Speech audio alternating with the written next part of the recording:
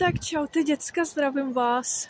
Dneska jsem se konečně rozhodla, už nějakou dobu natáčím, ale dneska jsem se rozhodla, že to učiním oficiální.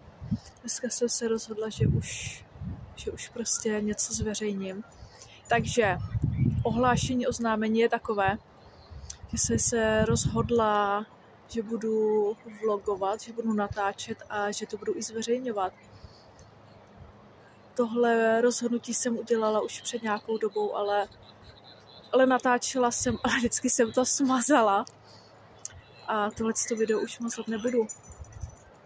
Tohle video už prostě vám ukážu, tohle už uvidíte. Takže tady si můžete podívat, kde se nacházím.